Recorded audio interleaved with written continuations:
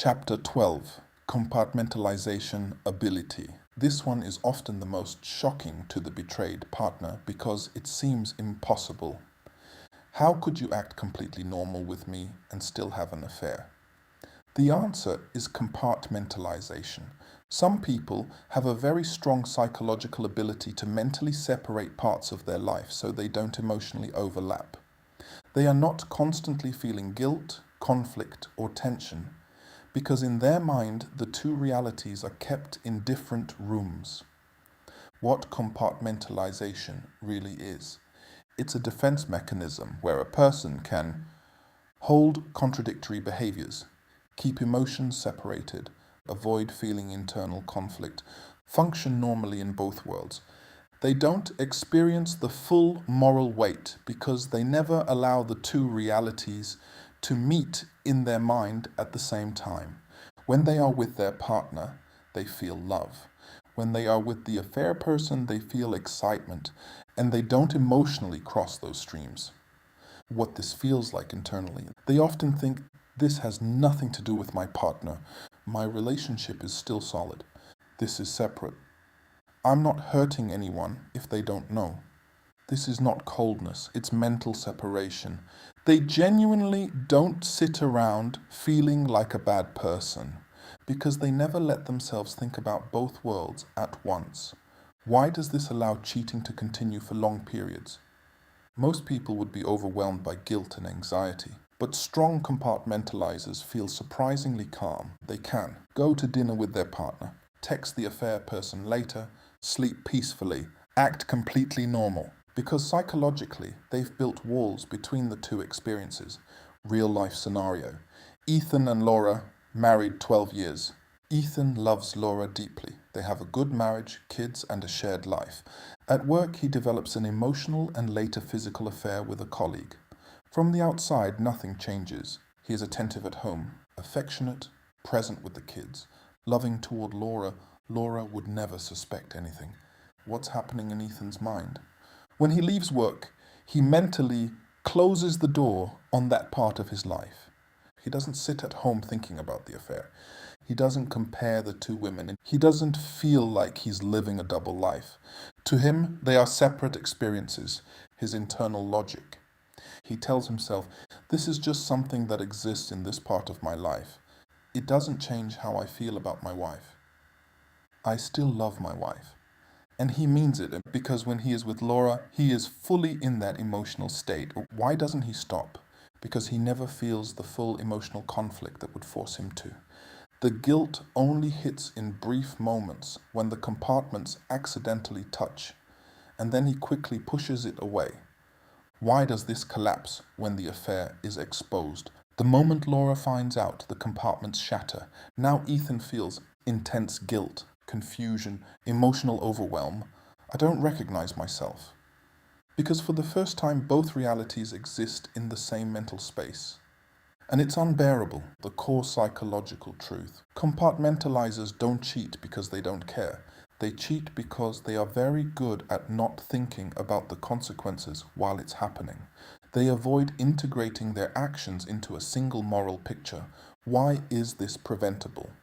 People who are prone to compartmentalization need very conscious rules, like, if I didn't tell my partner, I don't do it.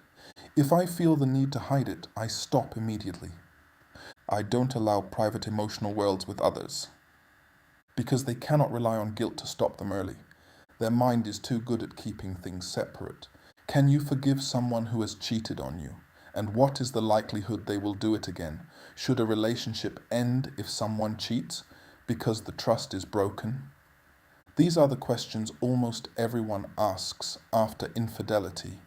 And there isn't a one-size-fits-all answer, because cheating is not one thing. And forgiveness, trust, and whether to stay depend far more on what kind of person they are after the cheating than on what they did during it.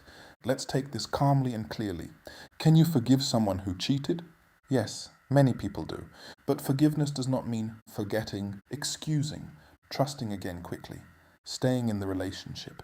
Forgiveness means you no longer carry the emotional poison of what happened. You can forgive and still leave. You can forgive and still need boundaries. You can forgive and still decide it's over. Forgiveness is for your peace. Reconciliation is a separate decision. What actually determines whether trust can be rebuilt? Not the affair, their behavior after it is exposed. These are the green flags that predict healing. They take full responsibility. No blaming you, stress, alcohol, or the other person. They show real remorse, not just regret for getting caught. They cut off the affair person completely and willingly. They are transparent, phone whereabouts answers without defensiveness. They are willing to talk about it as many times as you need. They are willing to go to therapy or do real self-work. They want to understand why they did it, not just move on. If these are present, trust can be rebuilt over time. If these are absent, it almost always happens again. What is the likelihood they will cheat again?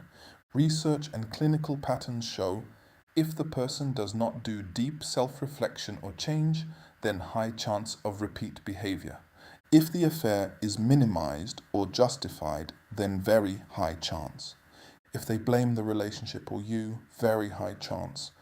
If they do real internal work and change patterns, the likelihood drops significantly. Cheating is rarely a one-time mistake. It's usually a symptom of a psychological pattern. If the pattern isn't addressed, the behavior returns under stress later in life.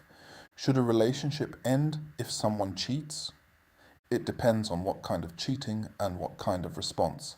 Some relationships absolutely should end after infidelity. For example, long-term deception with no guilt, multiple affairs, blame shifting, no remorse, refusal to be transparent, personality traits like entitlement, narcissism, and chronic boundary issues. But some relationships become stronger after infidelity when it exposes years of unspoken issues. Both people become radically honest. The cheating partner truly transforms. The relationship becomes more emotionally connected than ever before. This happens more than people think, but only with the right conditions. The real question is not, can I trust them? The real question is, are they becoming someone new or trying to go back to who they were? If they're trying to move past it quickly, bad sign. If they are willing to go through the uncomfortable rebuilding, then it's a good sign. What broken trust actually feels like. After cheating, people feel unsafe, hyper-aware, anxious, suspicious. Like the relationship reality was fake. That's normal. Trust doesn't come back from promises. It comes from consistent behavior over a long period of time. Usually 12 to 24 months of reliability. A very honest truth. Some people forgive but never feel safe again. And that's okay. Sometimes love remains, but safety doesn't, and relationships cannot survive without safety. The question to ask yourself, not, do I love them, but do I feel emotionally safe trying to rebuild with this person? If the answer is no, leaving is healthy. If the answer is maybe, there is room to work. If the answer is yes, and they are doing the work, healing is possible.